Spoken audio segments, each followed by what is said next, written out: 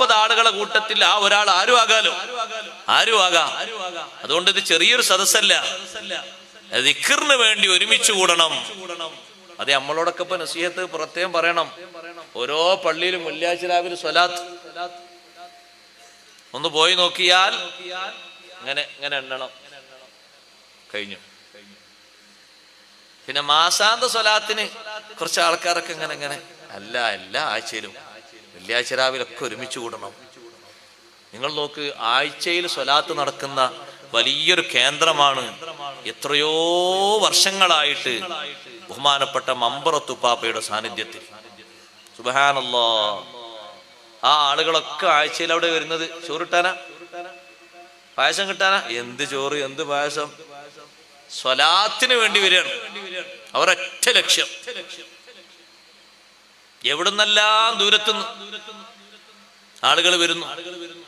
ആയിരക്കണക്കിന് ആളുകൾ ആ ഹളറത്തിൽ ഇരുന്നിട്ട് എത്ര ആഴ്ചയിലാ സഹോദരങ്ങളെ, എത്ര കാലമായി. വല്ലാത്തൊരു സദസ്സല്ലേ. ദിക്റിന് വേണ്ടി ഒരുമിച്ച് കൂടണം. അവനവന്റെ പള്ളിയിലൊക്കെ ദിക്റുണ്ട് എന്നുള്ള ദിവസമാണെങ്കിൽ വെള്ളിയാഴ്ച രാവിലെ അന്ന് അതിനാകണം നമ്മളെ ശ്രമം. അല്ലാഹു തആല തൗഫീഖ് തരട്ടെ. ചില ആളുകളൊക്കെ ഉണ്ട് ദിക്റിന്റെ ഒരൊറ്റ മജ്‌ലിസും വിടാത്ത ആൾക്കാർ. ഓലൊക്കെ അവസാനം അതുകൊണ്ടുള്ള ഗുണം ഓല അനുഭവിച്ചിട്ടുണ്ട്. ഞാൻ ആ ചരിത്രമൊക്കെ പറഞ്ഞാൽ കുറച്ചുകൂടി വിഷയം പറയേണ്ടതൊന്നും നടക്കൂല. ഒറ്റ ഉദാഹരണം പറയട്ടെ. ബഹുമാനപ്പെട്ട ഉമർ ബിൻ ഖത്താബ് റളിയല്ലാഹു അൻഹുവിന്റെ കാലത്ത് എല്ലാ ദിക്റിന്റെ മജ്‌ലിസിലും ഒരുമിച്ച് കൂടുന്ന ഒരു മനുഷ്യനുണ്ടായിരുന്നു. അദ്ദേഹം ഉമറുള്ളാന്റെ കാലത്താണ് മരിക്കുന്നത്. സ്വഹാബിയൊന്നുമല്ല. പക്ഷെ ദിക്റിന്റെ മജ്‌ലിസ് എവിടെ ഉണ്ടോ, സ്വലാത്ത് മജ്‌ലിസ് എവിടെ ഉണ്ടോ അവിടെ ഉണ്ടോ. സ്വലാത്ത് മജ്‌ലിസായ മജ്‌ലിസുകളൊക്കെ ഉണ്ടാവും. സമ്പന്നനാ. സ്വലാത്ത് മജ്‌ലിസ് ഒറ്റൊന്നും ഒഴിവാക്കൂല.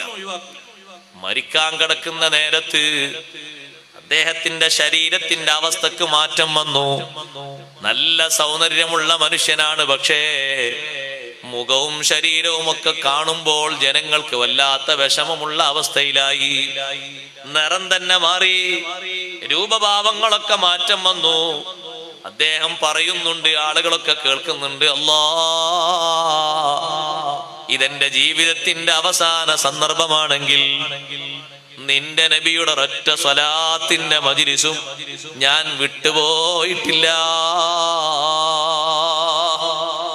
ലാസ്റ്റ് സമയത്ത് ആ സാക്ഷ്യപ്പെടുത്തുന്നത് ചെറിയൊരു സാക്ഷ്യപ്പെടുത്തലല്ല.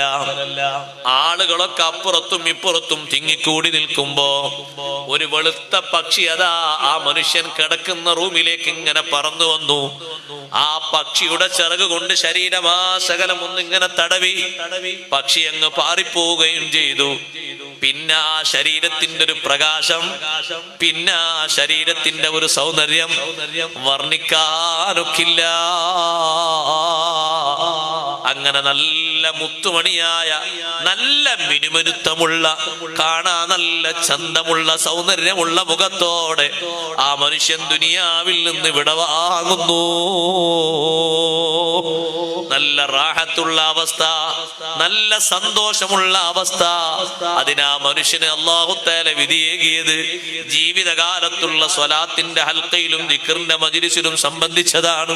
അതുകൊണ്ട് ആ ശൈഖ് ജീലാനി തങ്ങൾ ശിഷ്യന്മാരോട് ഉപദേശിക്കുന്നത്, വജ്തമിഉ അല ദിക്ർ, ദിക്റിന് വേണ്ടി നിങ്ങൾ ഒരുമിച്ച് കൂടണം. വലാ തതഫറഖു, നിങ്ങൾ ഒറ്റക്കൊറ്റക്കായി പോകരുത്.